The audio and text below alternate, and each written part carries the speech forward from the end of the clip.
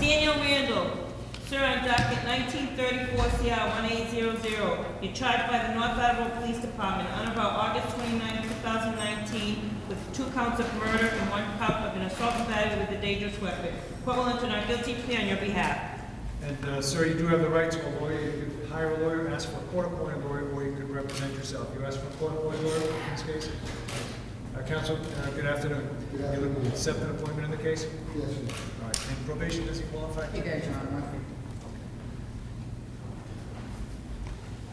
All right. Attorney Morissette, good afternoon. Good afternoon, Your Honor. The Commonwealth is asking that you hold the defendant without bail based on the nature of the charges he stands before the court on.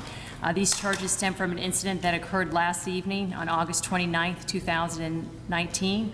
It was approximately 8:38 in the evening when North Attleboro Police received 3 911 calls reporting an incident at 25 Birch Road. When the police arrived at the scene, they found 21-year-old Eric Lundstedt outside the house leaning against a car. He was covered in blood and holding his stomach, and he told the police that he was stabbed by this defendant, Danny Randall. When police made entry inside the residence, they found 21-year-old Josh Lenkin. He was lying at the bottom of the stairs. He had several stab wounds to his abdomen and stab wounds to his back as well. When the police made entry up onto the 2nd floor in the back bedroom, they located Aiden Hanrahan. Aiden had turned 21 years old that day. He was slouched over the end of the bed, covered in blood. He had a 3-inch stab wound to his neck, and despite life-saving attempts, Aiden succumbed to his injuries, and he was pronounced deceased at the scene by paramedics. Eric and Josh were then transported to Rhode Island Hospital by rescue personnel, where they were worked on. Unfortunately, Josh Lemkin succumbed to his injuries as well. He was pronounced deceased at Rhode Island Hospital. Also at the scene, about 100 yards away, the police located this defendant. The defendant is 19 years old, and he called 911 himself. He also called his father.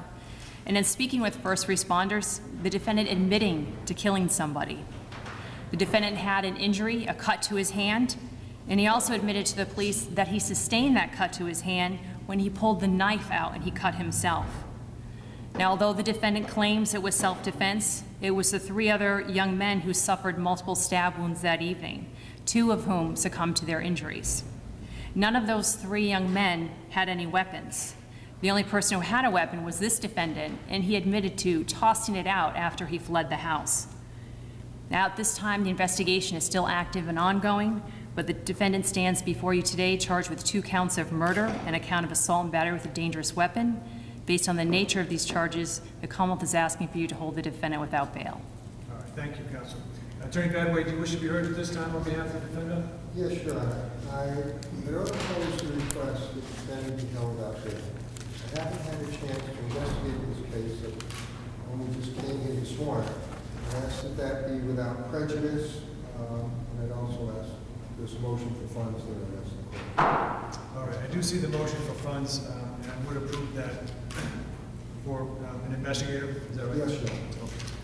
All right. Thank you, folks. And with regard to the Commonwealth's request for bail in this case, or defendant without bail, the court would allow that request. Just for the record, the presumption of personal misconduct created by the bail statute doesn't apply to a defendant charged in this case with murder, 2 counts of murder, and the court would hold him without bail pending further proceeding, I presume, an indictment in short order.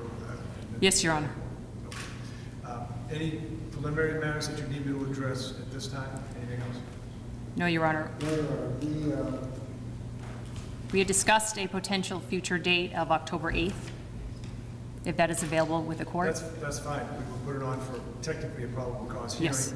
Obviously, it's still within the district court, but ultimately will have to be proceed by way of assuming an indictment.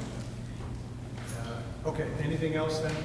Just for the record, sir, I will advise you as we're required to in all instances, if you're charged with any crime on the matters pending, you could be held in jail without any chance of being bailed out for up to 90 days or until time of trial under the so-called bail statute.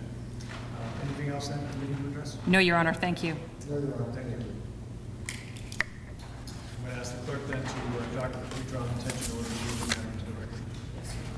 Sir, on docket 1934 CR 1800, you're held without bail The matter has been continued to October 8th for probable cause. Thank you, Your Honor. Counsel, we need a copy of that motion. Oh, we have a copy.